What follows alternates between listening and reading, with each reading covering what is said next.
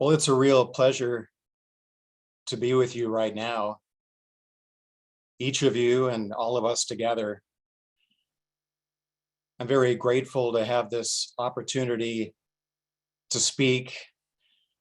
Thanks especially to David Barnes and for his help in leading me to this point. It's been a pleasure to discover the Temple of Light group, all of you, each of you, and feel and experience the strength of spirit that has been coming through you and by means of you, each of you and all together. So it's a pleasure for me to be able to have this time to speak. And I do have some things to share, but I'm also cognizant of the fact that while I will be speaking in words, you too are speaking the word in your own way, probably silently, but no less powerfully. And as we all do this individually, it happens together.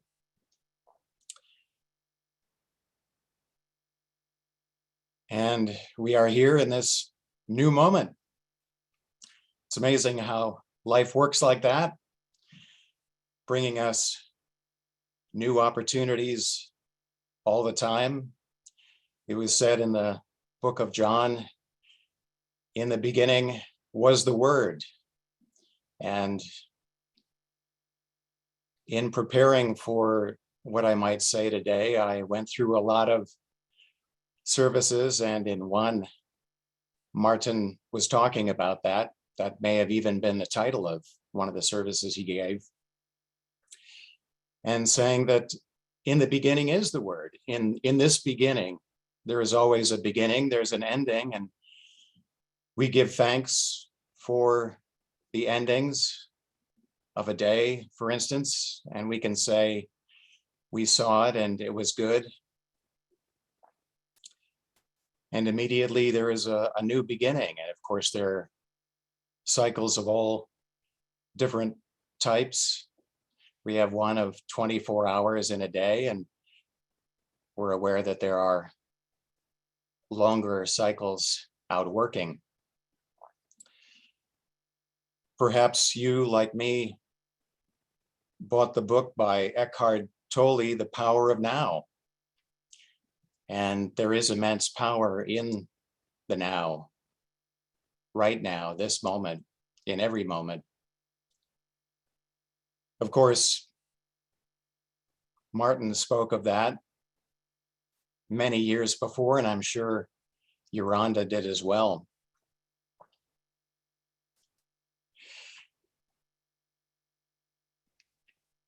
And I'd also like to say, I really look forward to hearing you speak after I'm done. I really look forward to hearing what you have to say, what you're feeling, thinking, what your experience is on whatever level, because we're moving in these things individually and together. So I look forward to that, because we are one body, a body of many members.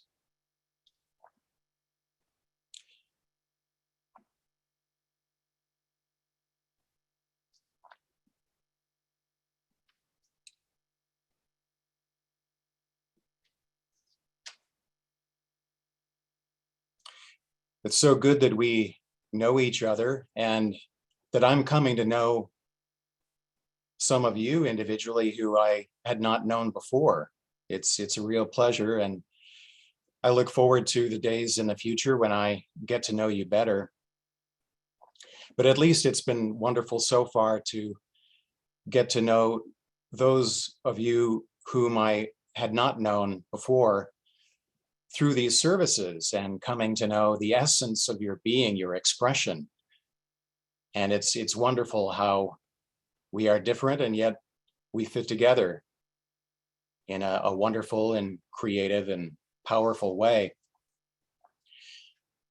And of course, there are many that we are connected with that we know, and more that we don't know through the world.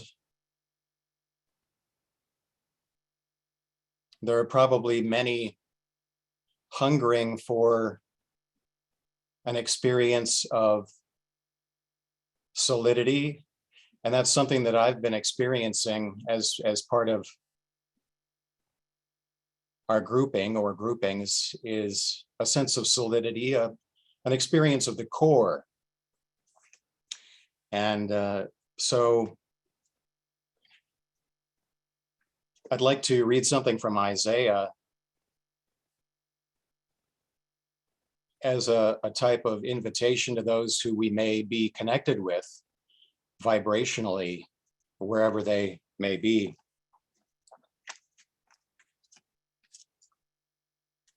And Arno, if I remember correctly, you spoke some words from Isaiah a few services back. It was great to hear. I really enjoyed your service, the three of you. And so this is Isaiah chapter 55. It's a piece that I've long loved, and I find the language poetic.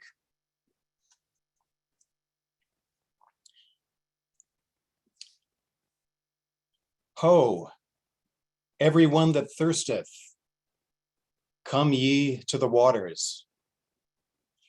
And he that hath no money, come ye, buy and eat. Yea, come, buy wine and milk, without money and without price.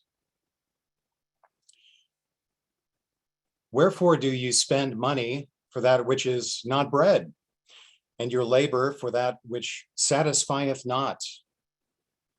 Hearken diligently unto me, and eat ye that which is good, and let your soul delight itself in fatness. Incline your ear, and come unto me. Hear, and your soul shall live, and I will make an everlasting covenant with you, even the sure mercies of David. Behold, I have given him for a witness to the people, a leader and commander to the people. Behold, thou shalt call a nation that thou knowest not, and nations that knew not thee shall run unto thee, because of the Lord thy God, and for the Holy One of Israel, for he hath glorified thee. Seek ye the Lord while he may be found, call ye upon him while he is near. Let the wicked forsake his way, and the unrighteous man his thoughts, and let him return unto the Lord, and he will have mercy upon him, and to our God, for he will abundantly pardon. For my thoughts are not your thoughts, neither are your ways my ways, saith the Lord. For as the heavens are higher than the earth, so are my ways higher than your ways, and my thoughts than your thoughts. For as the rain cometh down and the snow from heaven, and returneth not thither, but watereth the earth, and maketh it bring forth and bud, that it may give seed to the sower and bread to the eater, so shall my word be that goeth forth out of my mouth. It shall not return unto me void, but it shall accomplish that which I please, and it shall prosper in the thing whereto I sent it. For ye shall go out with joy, and be led forth with peace. The mountains and the hills shall break forth before you into singing, and all the trees of the field shall clap their hands. Instead of the thorn shall come up the fir tree, and instead of the briar shall come up the myrtle tree. and it shall be to the Lord for a name, for an everlasting sign that shall not be cut off.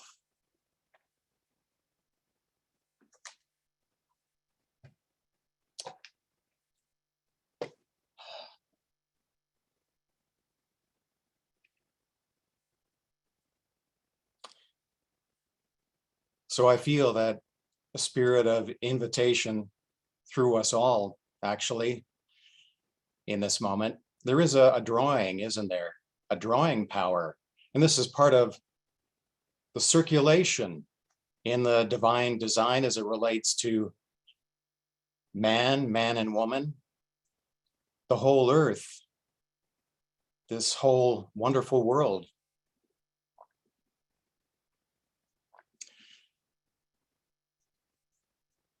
Just by means of a quick introduction for those of you who don't know me,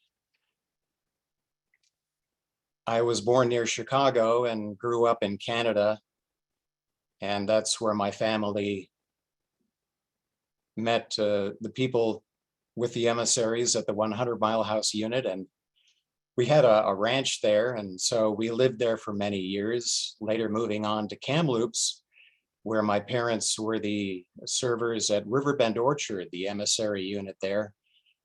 After Carl and Ann Richmond left to go to the 100, Don and Sherry Berger are my parents, and my mom now goes by her maiden name, Sherry Stewart. And David was a key part in the leadership at Riverbend Orchard, and that's where I had the great pleasure of meeting David. And from there, I journeyed on and returned to the US in 1983 and found my way here to California. I'd like to thank John for giving me the opportunity to live at the Glen Ivy unit for a year. And I have been here in this area since about 1985. And the Los Angeles area certainly feels like home to me. And lots of great people here.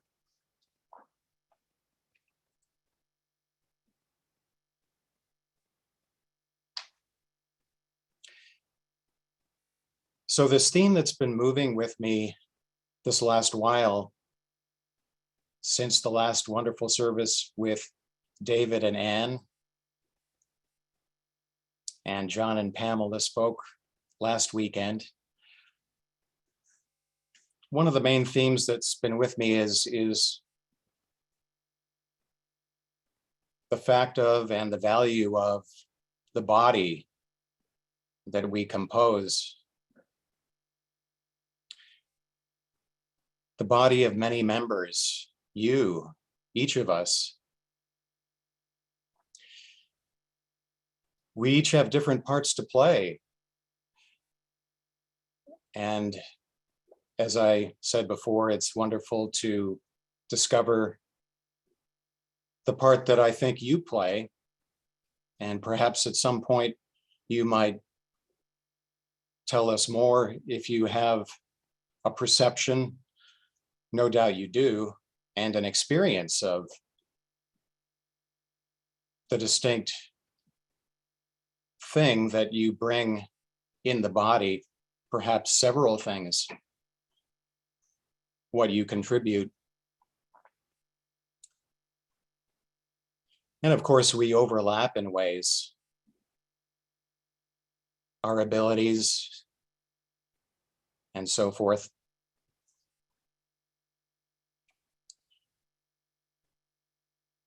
Yolanda spoke about this in a service from 1953. It was something he said to the class. And I found this on David's website. The title was Centered in the Crown, From Roots and Branches. We cannot hope to accomplish something without the machinery of accomplishment. It is utterly unreasonable to think that scattered human beings, disorganized, without coordination and centering and unification, can do something which the angels of heaven cannot do on any such basis. If it is to be done here, we must do it on exactly the same basis as that which holds in the inner realm or heaven. And that means organization. That means that as there is a head in heaven, there must be a manifestation of that head and form in earth. If there is to be a body, there must be all the members of the body. All the members are important to the body as a whole. That body is not just a torso with legs and arms. It includes the head. The head makes the body meaningful. The body makes the head meaningful. Either one without the other is no good. In the head, we have the various means of perception: seeing, hearing, smelling, tasting, even touch or feeling, although that extends to the rest of the body too. If this inner design is to manifest on earth according to the plan of God, we must have a body of many members, coordinated, centered. There must be the form of the head as well as of the torso. And the divine design for man as an individual is the same as the divine design for man as humanity. With respect to man, we have the record, let us, notice the plural, let us make man in our image, after our likeness. And it was done. The plural is an absolute necessity in this particular statement from the divine record. And it is the plural which is the reality in you, the plural of the members, of the parts, individually or collectively. And that design which is used in you as a human being individually carries the same principles as are used in the development of the body of humanity, as that body is drawn into the form, the pattern, the design which God intended.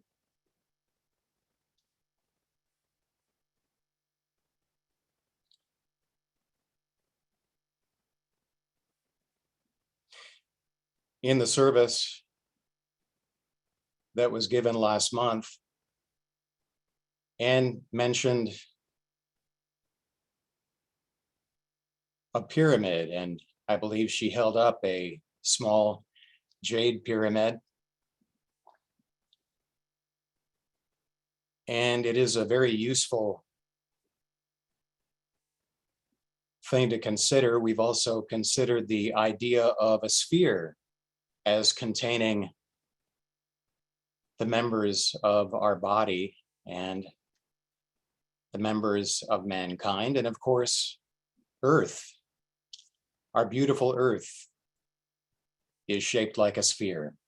Some say a little like an egg, perhaps not quite perfect, but more or less a beautiful,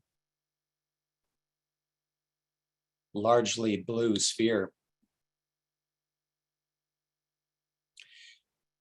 And these are useful for describing certain things, describing our experience, but there are other levels. As David mentioned, he referred to the fourth level.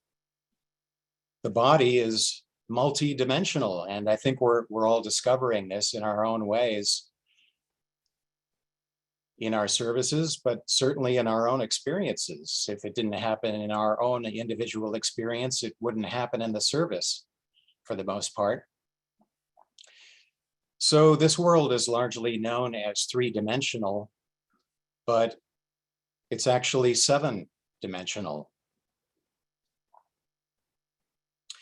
And Martin spoke about this in a service from 1970 entitled Coming Out with a Bang.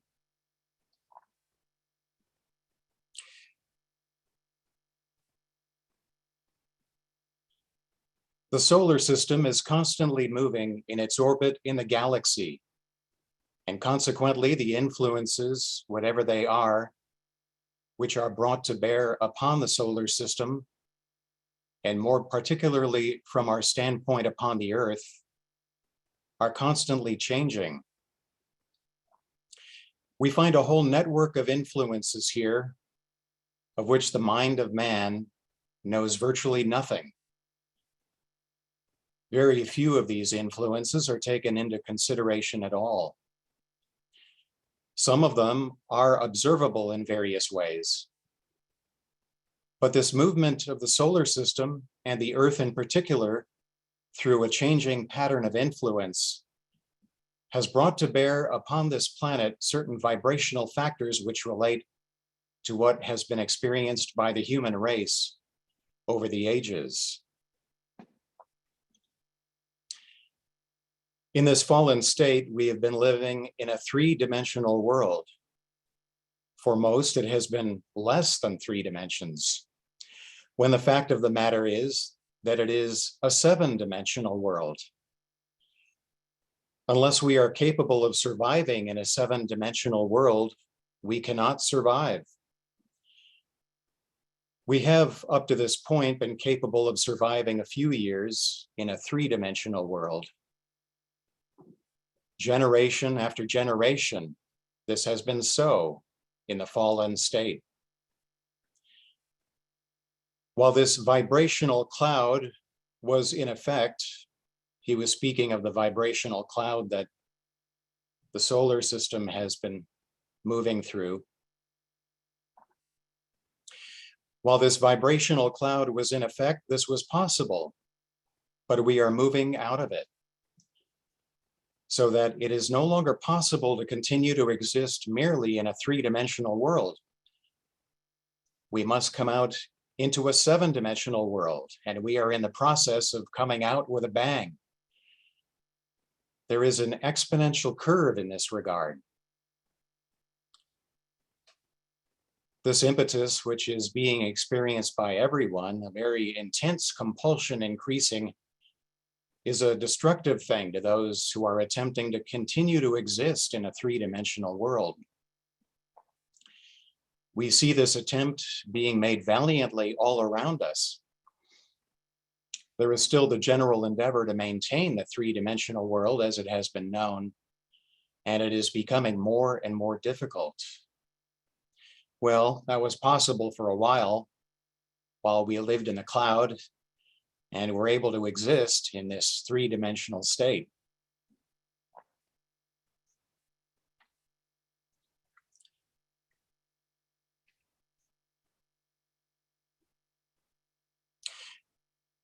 Hasn't it been wonderful to experience more than just the 3 dimensions, the 3-dimensional state that has been known for so long? And I think we sense that it is natural to live in a state where there are more than 3 dimensions. It feels natural to let our experience expand, even though at times it may be uncomfortable. Purification is involved in this process. But this is the way the body was designed to be, to function. And I think it can handle it if we get to that point where more people become aware of the greater dimensions. I had this example brought to mind the other day when I went running. I've been a runner all my life. It's one of the ways in which I really enjoy getting exercise. I hadn't run for several days before that, so I found that it took a little while to warm up. You've probably found the same thing, however you get your exercise, whether it's walking or something more strenuous. But before long, I felt my lungs expanding very easily. And the leg muscles were more warmed up. I was able to run in a more dynamic fashion, more rhythmically, and they were able to carry me better. So I have no doubt that the body of mankind will find that as well. The more it wakes up, and of course we know many who are already awake and others who are in the process of awakening. So all that remains to be seen really after this happens is how far can we go? What can we accomplish together? What is there for us to do? And I think we're really learning what our purpose is. And I've got something I want to say about that a little later. But this process of discovery is wonderful. And of course, there's been an evolutionary process in mankind for many years, and we've seen amazing things happen just in the last 100 years, even in shorter periods of time than that. And once the body gets warmed up, we can also find out how fast can we go? How fast can one run? How easily can the things of God be received into our awareness, allowing us to make them manifest, to live in this way, in a new way.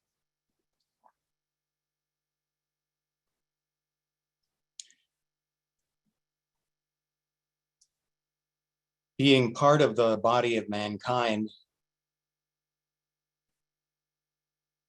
we're often aware of what others experience. Sometimes they tell us, if we know those people, if they're close to us. Sometimes we hear about these things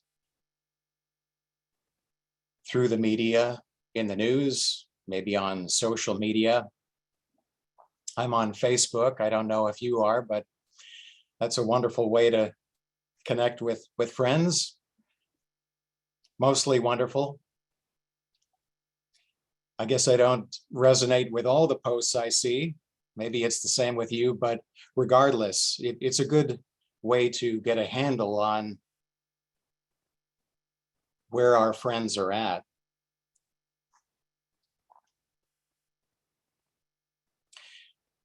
And some of us may be more sensitive than others to perceive what is happening with the other members of the body. And this is part of the design too. Some are related more to the head, as we were considering several minutes ago, and others more with parts of the body, members of the body. In this case, I think of the heart, the emotional realm, the realm of perception. And this is a time of great change and upheaval in many ways. Martin was speaking about that. And we see it, especially as it relates to COVID-19 now, I think. And you may have seen in the news, just a few days ago, it was mentioned that there was a new variant of the virus found. And it was interesting for me to see a headline or two saying, "How concerned should we be?" Personally, I think there is a little bit too much fear around this. It is obviously good and it's wise to take precautions and be up to speed on the situation in the world, what is happening there. But it's also wise, of course, not to get too caught up emotionally. I remember the words of Moses, "Fear not." stand still. Stand in the place where you know that all is well. You know who you are. You know the power and the graciousness of God and how the creative process works. Trust the process. Take steps you think are necessary, but also trust and relax in the current of the spirit of life, and receive the love which is evident in our lives as well, that we receive from God. That's something that I've been feeling really strongly these days, the spirit of love. And also the spirit of the womb, especially I think in respect to the temple of light, because at least in my experience, even though I was with the emissaries since I was a teenager in the 1970s,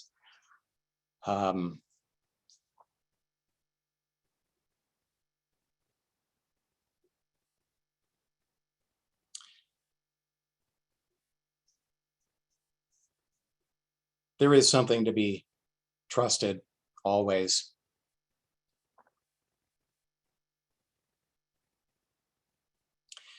And no doubt there's going to be a period of upheaval for some time.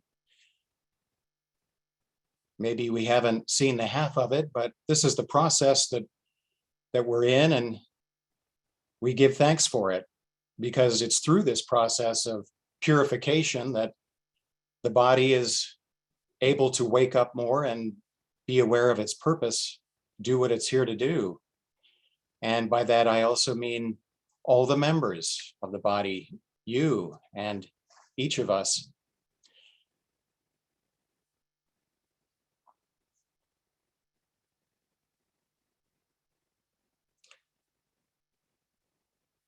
Again, last month, David spoke of the fourth level experienced by men and women in divine identity and living, and how the experience on that level relates to the spirit of purification and of the pure heart.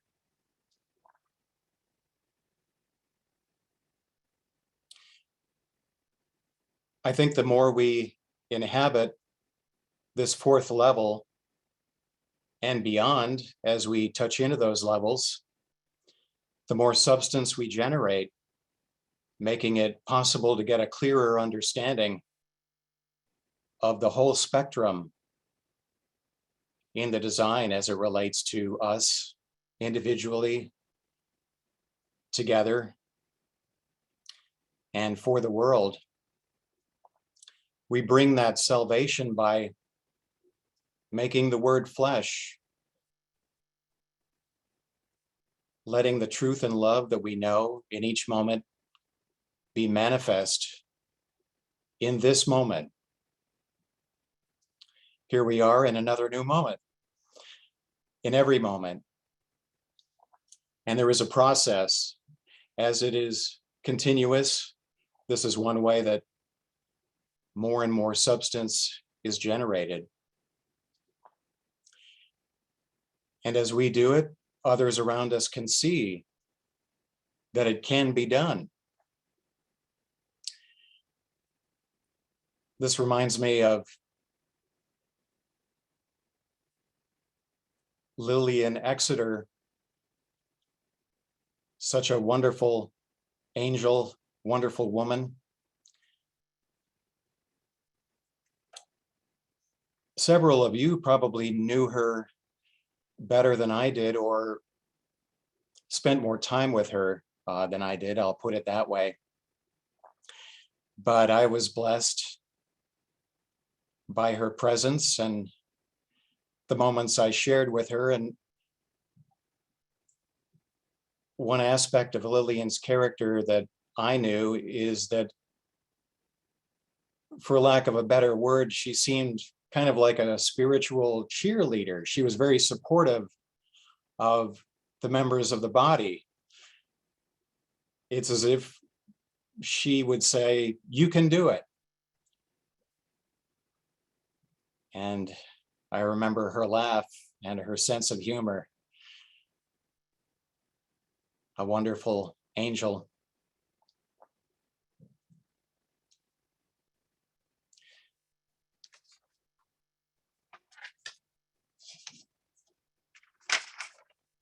Martin spoke about how we often perceive what is going on or what may be going on with those who we're connected with. And he spoke about this in a service from 1984 that was entitled "The Spirit and Substance of Purification."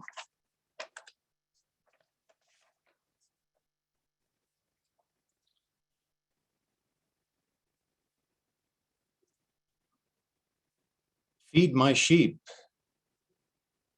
There are cries of fear and desperation brought to us. We become aware of these and usually are inclined to translate them personally as being our own, and then maybe try to pin them down somehow. It must be because of this person or that person, this circumstance or that circumstance, that I feel these adverse emotions. The cries come to us. To the extent that we are no longer self-centered, we do not translate these cries as being merely personal. What needs to be rightly handled comes to us.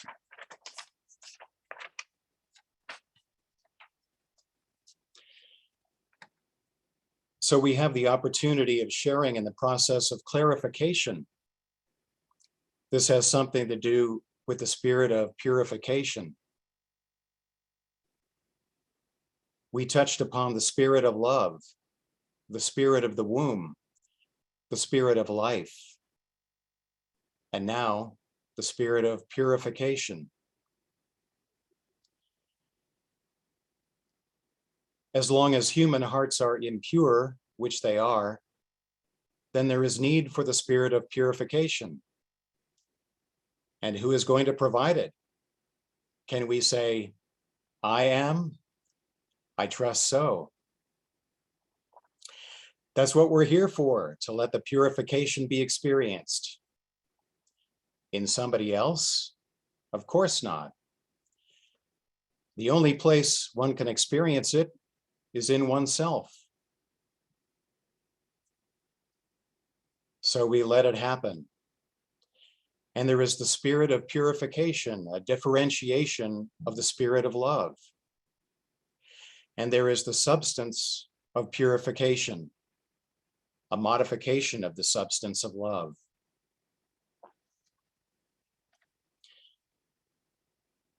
We share in the process by which human hearts are purified, at least those hearts which cry unto us.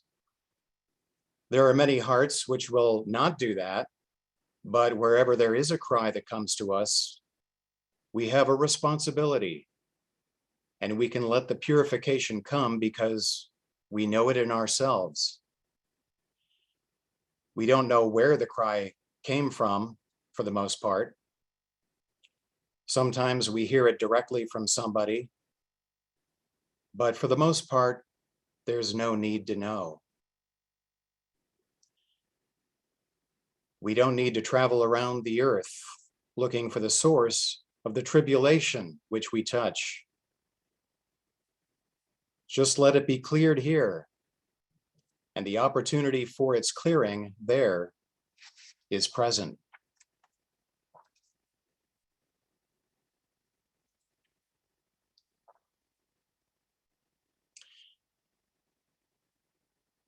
This also relates to the matter of essences. We know of spiritual essences which we receive internally from heaven, but there are also those earthly essences and the material which is released through the purification process. And so this is part of our experience, to be open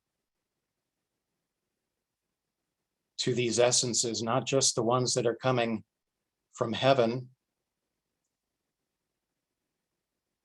in a pure state, but to listen, to be open and listen and receive that which comes to us. And often we don't have to do that too hard. They come to us anyway.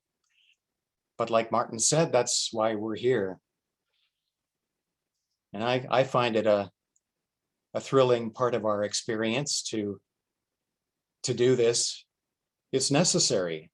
And so whatever is necessary is joyful. And we need many members for the purification.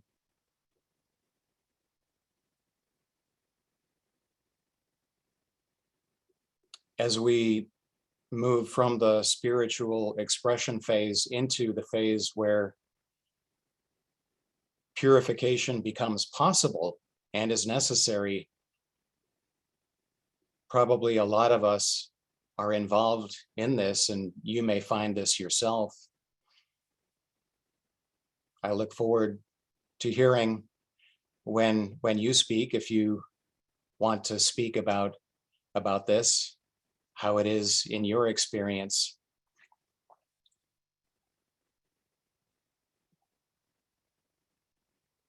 And we can see an example of the purification process in the human body, just as there are many members who are engaged in it in a spiritual sense.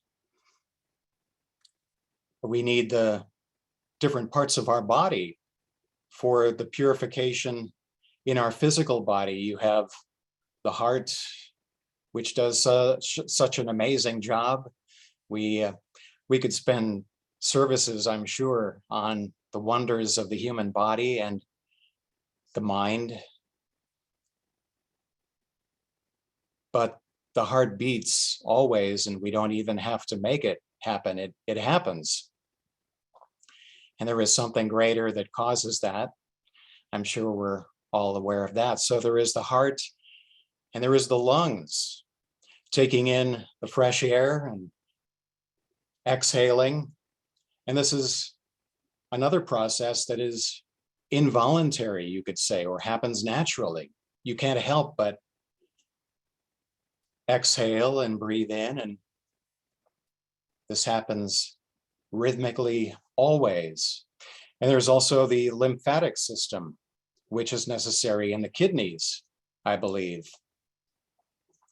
The circulatory system and the blood, which flows through our veins, and the body itself is needed for exercise to get the blood pumping.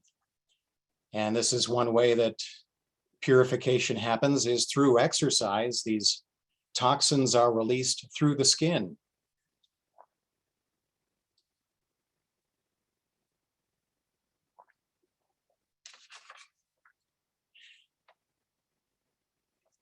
Something else I'd like to read.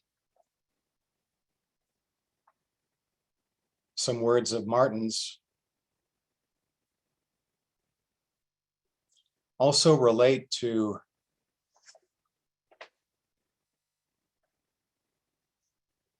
this multi-dimensional process.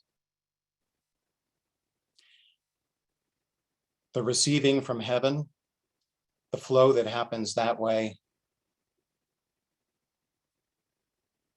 and the flow that also comes back to us from the earth and from people. And this piece has meant a lot to me through the years. So much so that I have had it on my fridge. It was a service Martin gave in 1986 entitled Cosmic Identity, and it's also in one of the Third Sacred School volumes.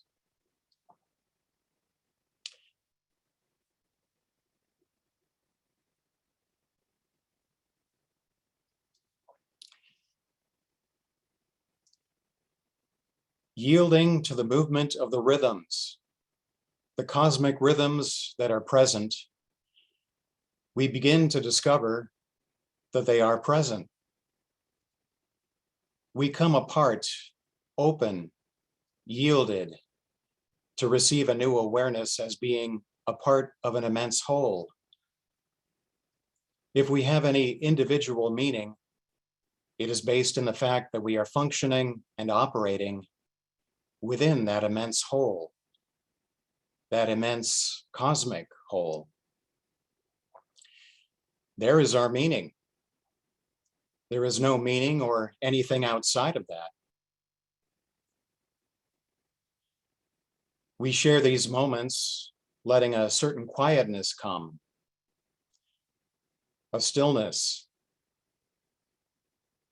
a consciousness of being in accord, a consciousness of all being together in one place, no matter where, no matter what the geographical position may be.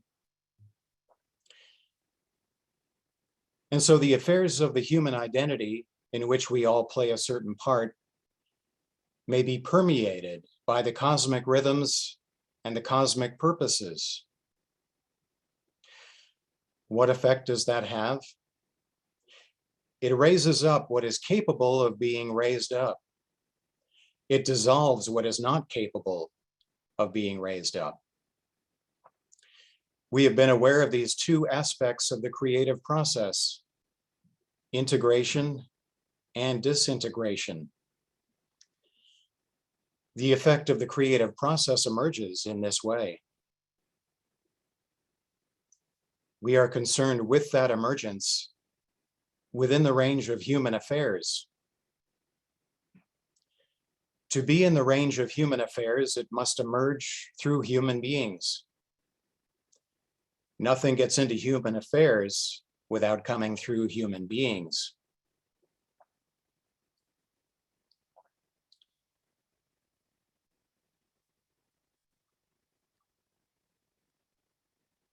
As cosmic identity and alignment, attunement with cosmic rhythms and purposes is restored, then whatever we do in our daily living will be permeated by this cosmic expression, the expression of the creative process, but brought to focus now through human beings. This is the purpose of man, to bring this to focus, to let the planet and all things related to the planet be brought specifically and directly into the focus of the creative process by reason of man. This is the only reason for the continued existence of man.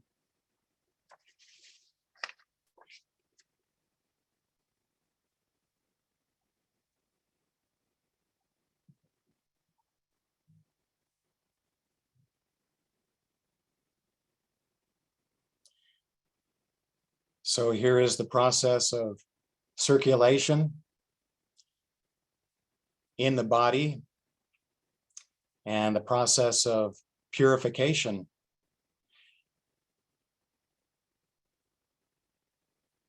Many of us, especially those of us who were in emissary classes, and maybe you know what's coming, are familiar with the example where you have a pitcher of clear water and a bowl or basin receptacle filled with inky black water.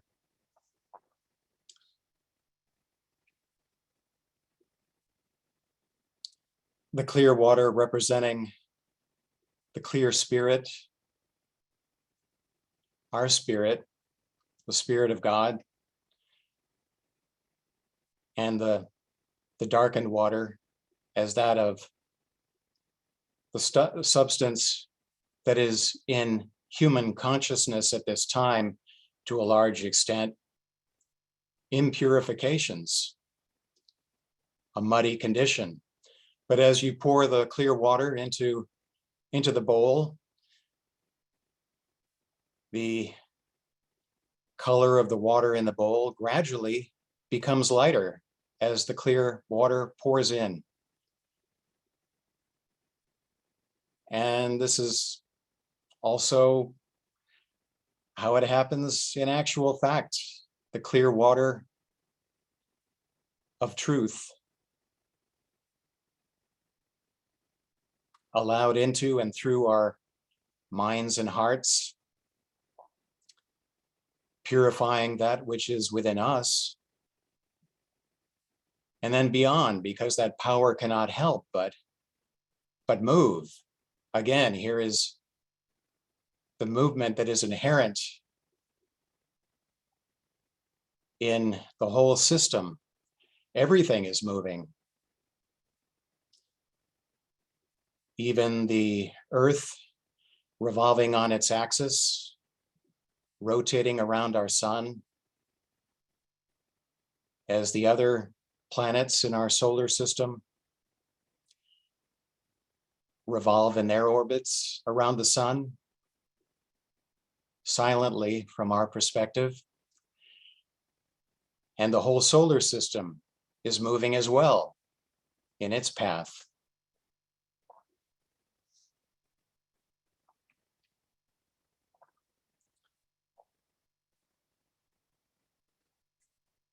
And as the purification process happens, as that inky black water spills over the side of the bowl, we no doubt sometimes become aware of it.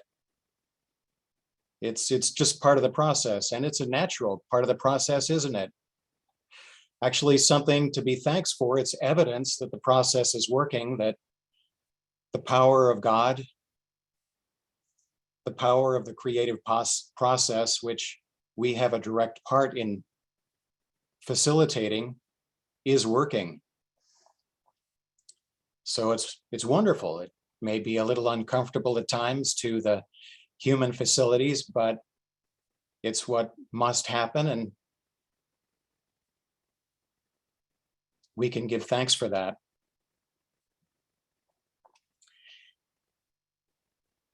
And the purification also happens in specific ways, in engaging with people that we know, even people that may have differing opinions.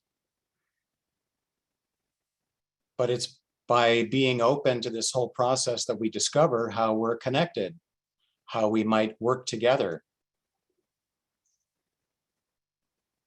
And so we allow ourselves to be freed up in this way, freed up to experience the greater ability of our body of many members.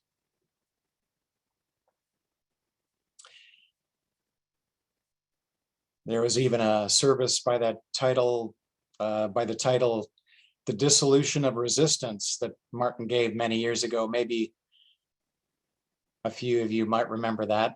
I seem to have a memory for some of those things.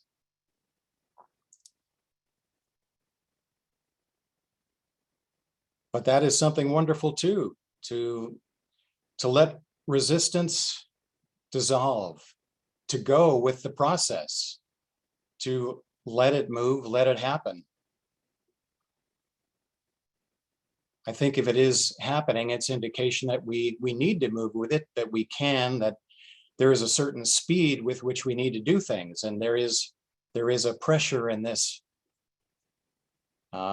process, as I think we've been finding. It is inexorable, one could say. And the purpose for that is to move with the divine in a greater way, to discover more of ourselves, for you to discover more of yourself, for me to discover that, and for us to discover more how we fit together and what we have to do together, and what we can do, not just us, but all of those who are connected with us, open to the movement, willing to move with the current, the strong current of the Spirit of God, the Spirit of life, which manifests in so many beautiful ways in our lives, in a multi-dimensional way. Here is radiance. Here is love. The great, powerful spirit of love that you feel, I'm sure, and that I feel, and that we experience together now, in this moment.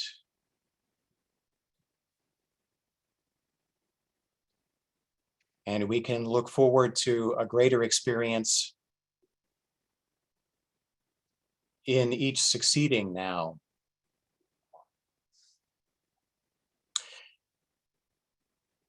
So I'm very grateful to be with you, each of you, beautiful angels, and for us to be together to consider these things, to move with the current of the Spirit, to generate the substance of love, and to let that move on out to whomever may be open to receive it. Those who especially may need the touch of love in trying circumstances, and those who are perhaps just becoming aware of these things. Anyone who finds it of value to touch the core of love, the firm foundation of our beings. So that's probably enough from me, and I'm eager to hear from you what may be in your heart, your mind, moving in you, in your experience now or in the last several days.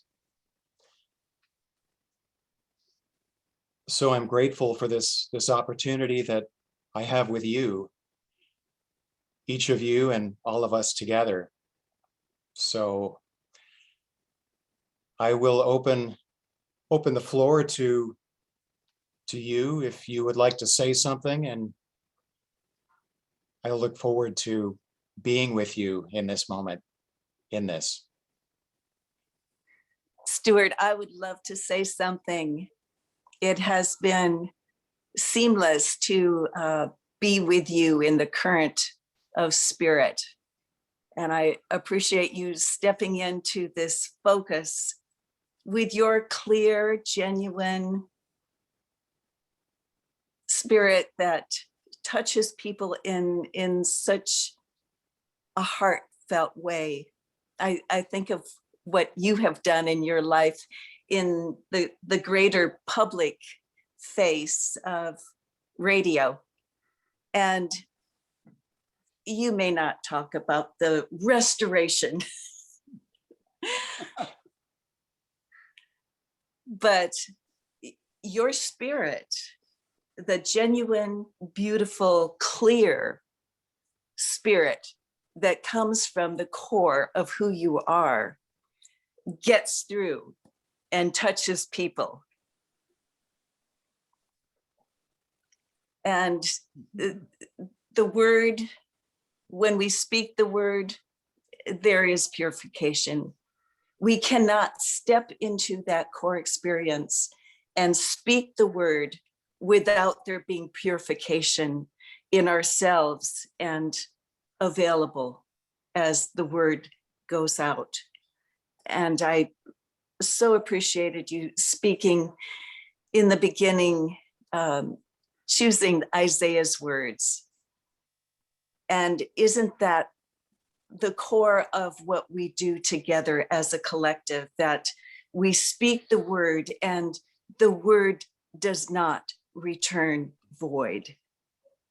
It comes through the pure place of love, our love for the Creator, our love for Him. And we release it, let it go where it does. So it's such a special morning together. Thank you, Stewart.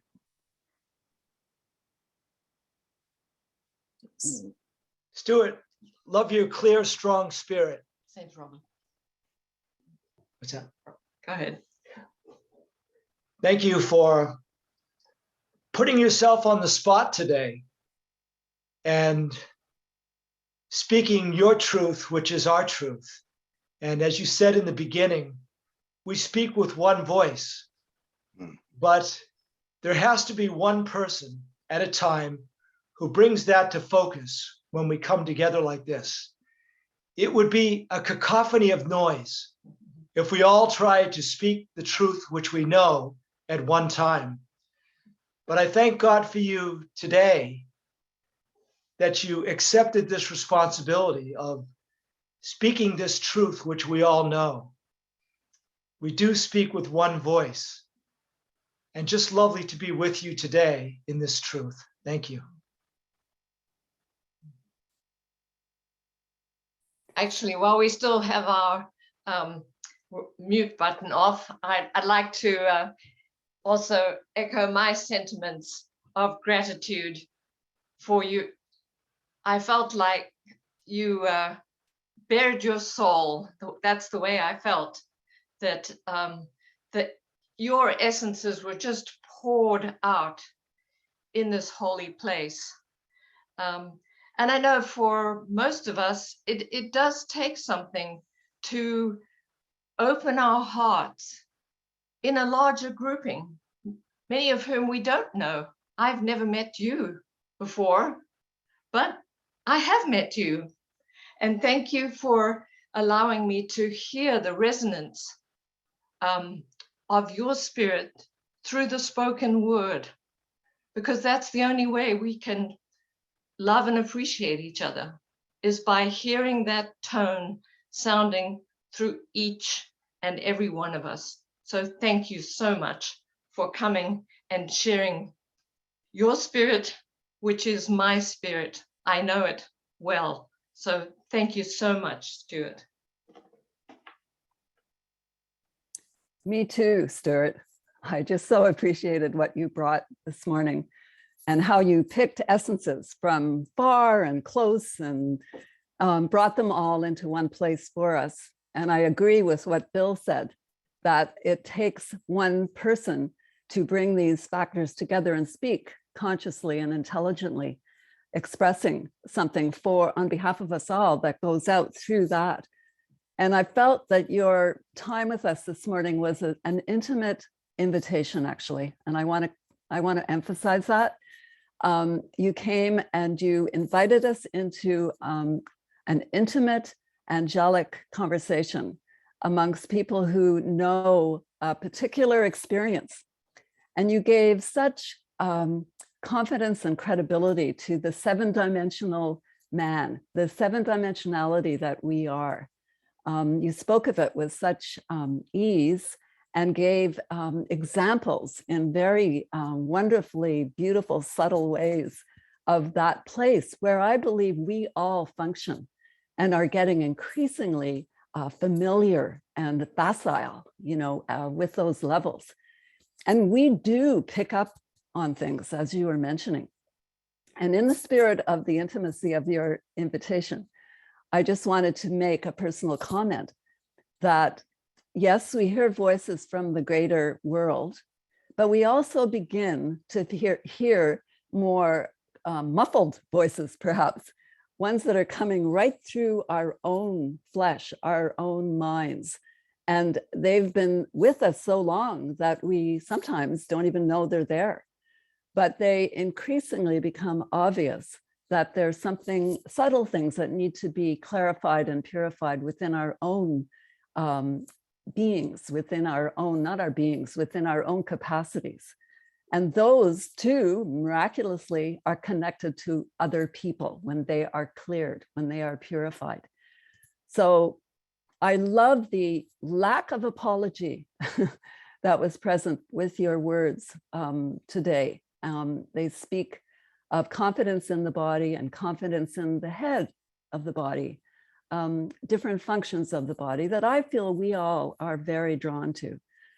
So thank you, Stewart. What a marvelous time with you.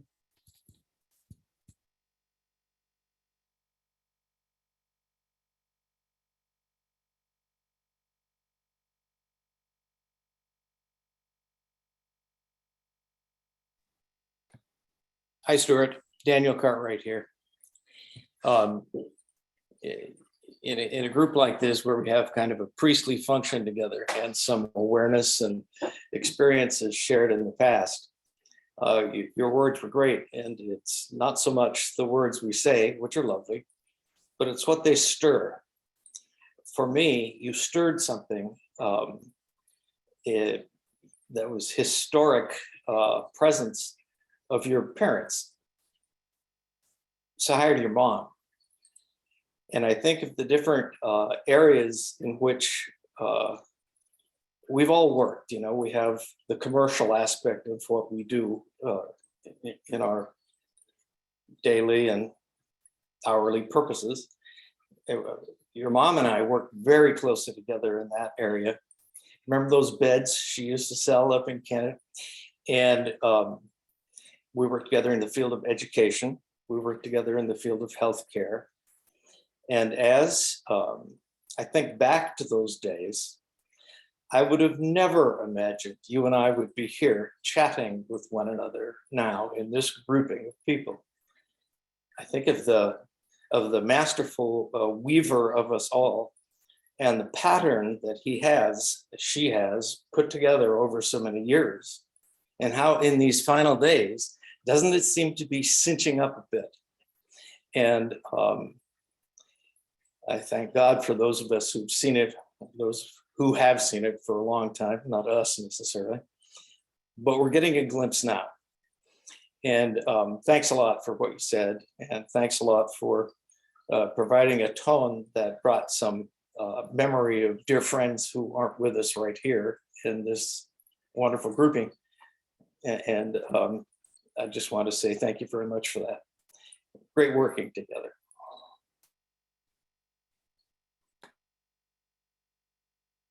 I loved the gentle way you have of a stir, and I resonate. Get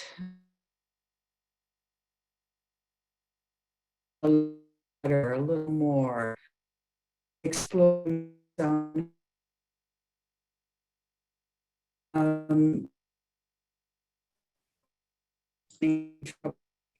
Debbie, your connection is off there. Can you fix that or?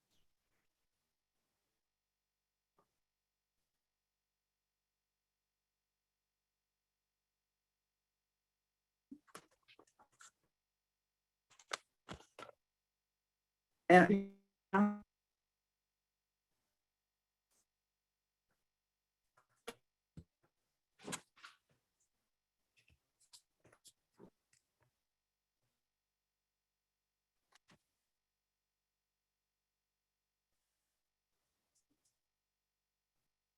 Debbie, your connection is off. We haven't been able to hear you there. You can shut down some of your windows if you can, or?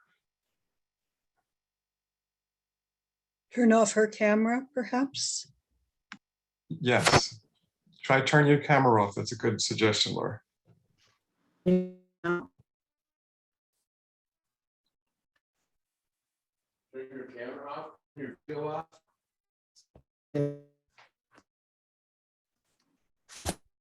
can you hear me now? Yeah, better. I'm trying to turn up the volume. Turn your camera off too. That would help probably, so we can hear your words. Okay, can you hear me now? Much better. Okay, now, I was relating that as a woman,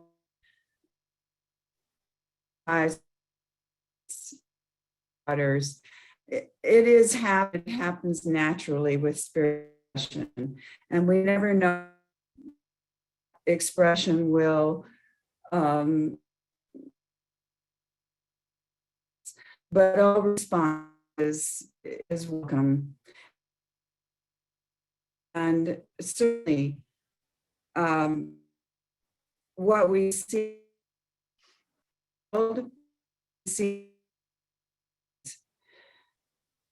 not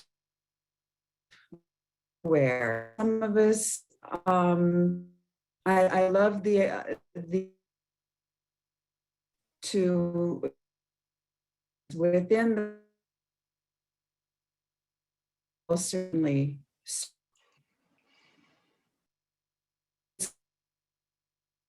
It's good to know this is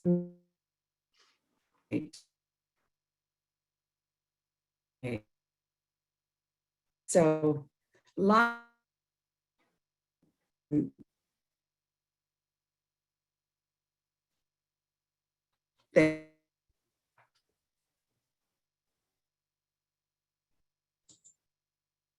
Do we gather the intensity of your feeling of your words, but your words aren't coming out, but your coming forth is very much appreciated, because I think we all can feel what you wanted to present to us there. In the future, might help to have your computer hooked up, have an internet wire connected to your computer. That can help.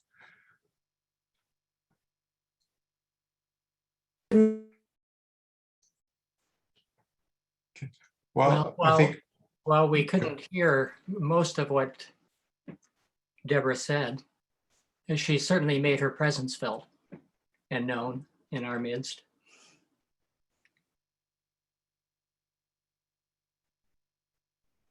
This phrase Stewart shared with us, nothing gets into human affairs without coming through human beings.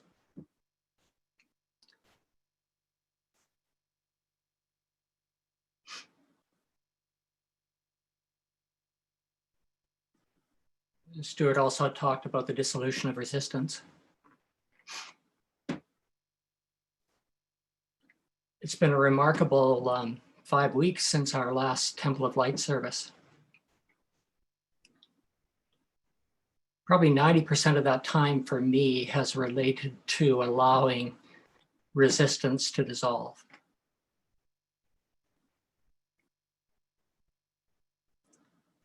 Resistance that was perceived in the heart, in consciousness, dissolve. And while that work was going on, as I began to perceive what was actually happening, because it seemed to come in endless pulsations of resistance, I began to realize that it wasn't just something that I should identify with as me and only happening in me, but this was a bigger event that was going on. There was a birthing process happening. And it was a bigger event than something just being birthed through me, but that I was there to assist with this that was attempting to get into the human world. And I also began to perceive that I wasn't alone in this. Talking with other friends, I could feel that the rhythms of life were activating patterns of resistance in consciousness that needed to be freed up, let go, released, so that I could come forth, you could come forth, we could come forth in greater measure. And I love the experience that I had this morning of the rhythms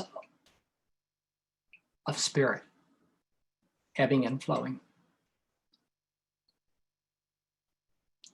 Reading, an intensification rising, Stewart saying something, punctuating it, releasing, gathering it together again, another reading, an intensification of the release of the current, feeling it in my own heart, feeling it swelling, moving with it, being deeply moved increasingly as I began to feel what was taking place.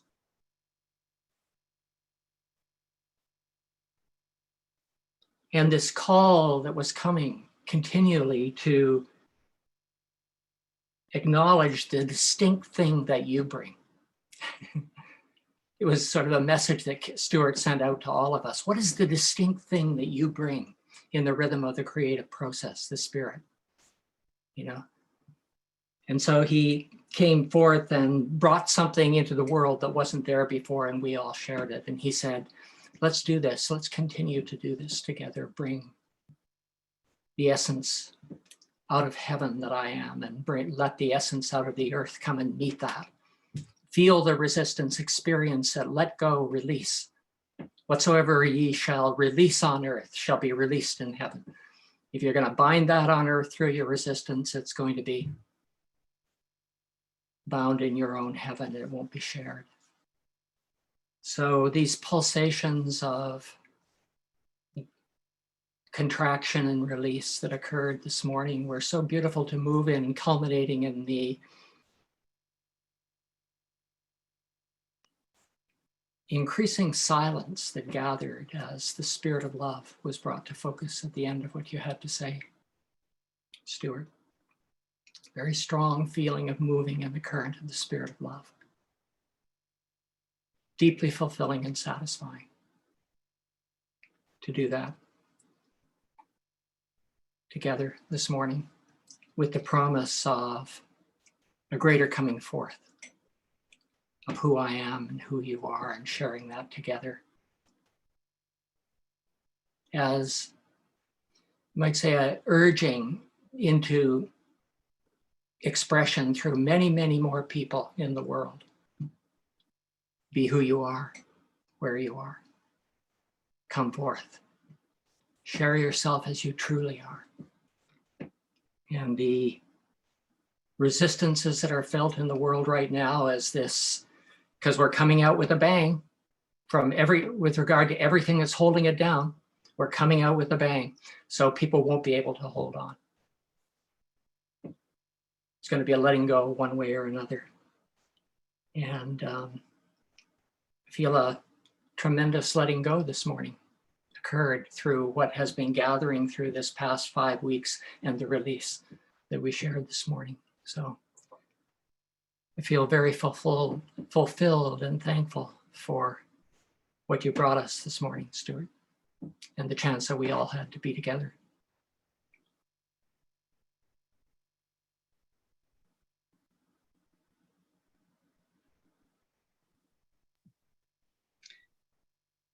Thank you so much, Stewart, and everyone. Another beautiful hour of delicate, beautiful substance. I too remember Lillian, and I remember her saying more than once, people tend to do what we do. That went very deep into my consciousness. People tend to do what we do. And that statement was the whole responsibility we have for the rest of the world. I'm sure there are others that know this responsibility, but right now it's us that are delving into the responsibility of doing what other people tend to do. When you read Isaiah in the beginning, I thought, oh, I want to live there. I want to live where the mountains sing and the trees clap their hands. Let's go there.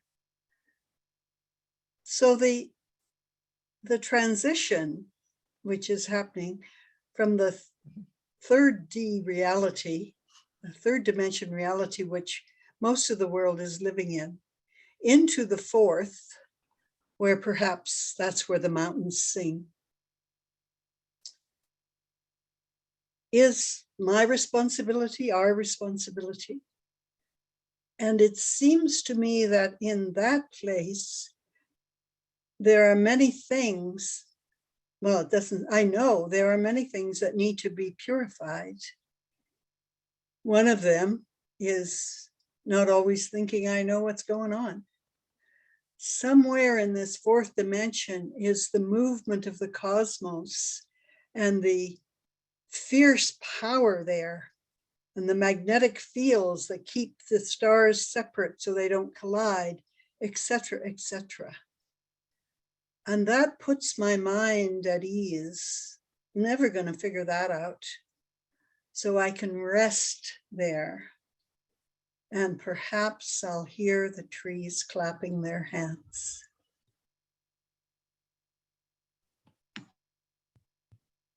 Thank you, Laura, for that. And Stewart, when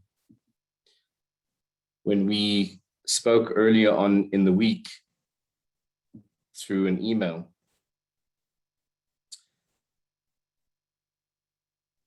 we shared something about the Lord of Lords serving in the temple by reason of the presence of the Lord of the Sacred Three. And because you had surrendered yourself and were preparing in surrendering yourself to serve. What a wonderful invitation, my brother, that you spoke to the heart of the body. That in this time that we shared together, the Lord was gentle with us.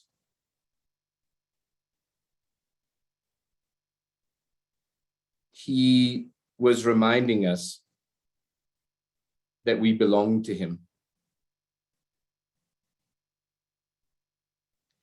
He was reminding us that he trusts us and that he's well pleased and glad that we are here in the now, as was that invitation that you extended.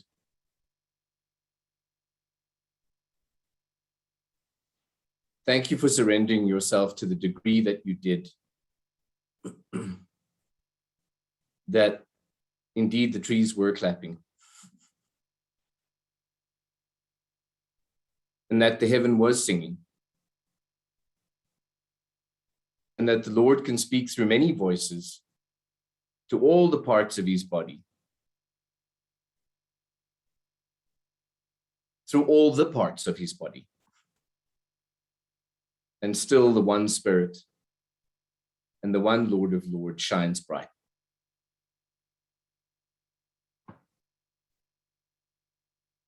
Proud to call you my brother, and also proud to have been served by one who has let his heart be so surrendered that the Lord did speak today.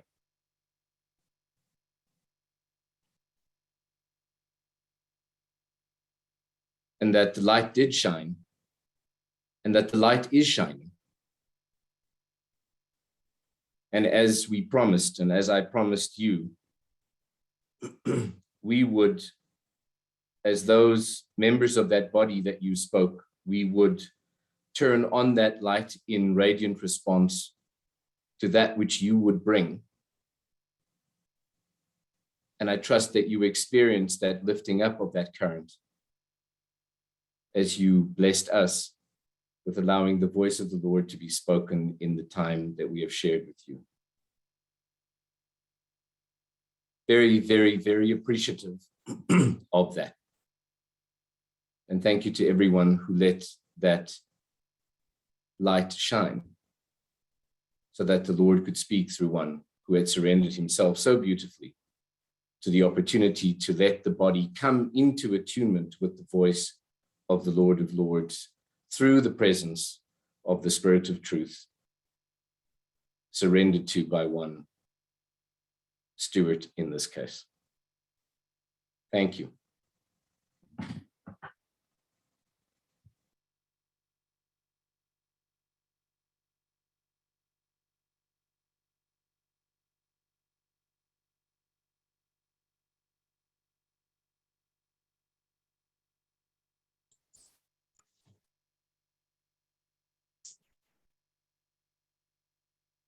Thank you, Stewart, for your time there. You have a few words you want to conclude with?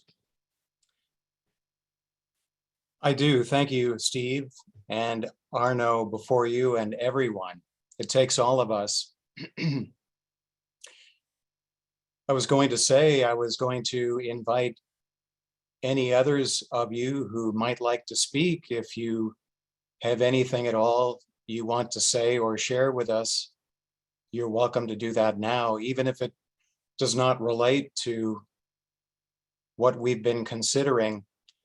You're welcome to bring that to us now, if anything at all is moving.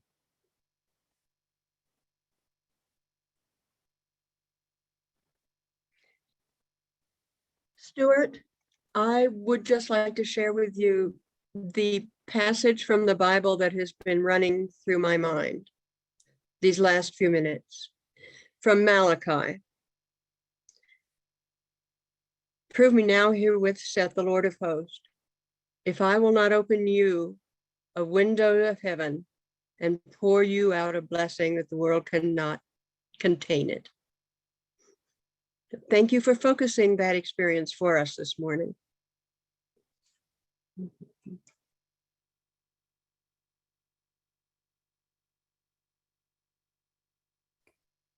And Stewart, I just want to symbolically do this.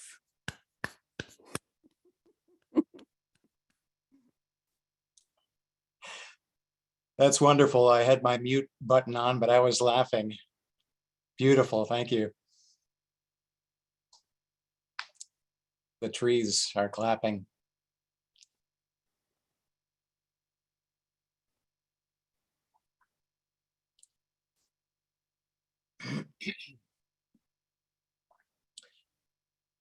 Well, I'm really appreciative of this time together and of all the things that all of you said. This is one way that we know love is through each other. I've felt it from you. It is very intimate. And as members of one body, it is one body and we are connected by reason of the connective substance of love.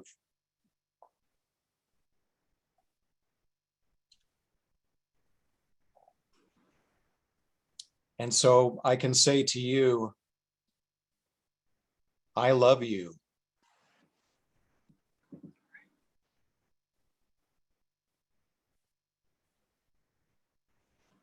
Sometimes people say things like, Jesus loves you, or God is love. But I've felt very strongly the current and spirit of love moving in these last several weeks. Love from God and for those who compose his body. We can say the body of those who serve the creative process, who know who they are, and who live from the place of their true identity.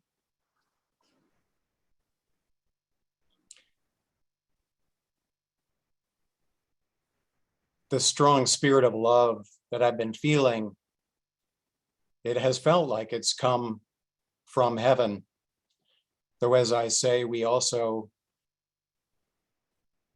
make it known to each other because we are connected and we have a part to play together. We need each other as members of the body. We each have our distinct part to play. You have your talents. I think Daniel was mentioning that, and Pamela, in terms of my radio career, and perhaps you find that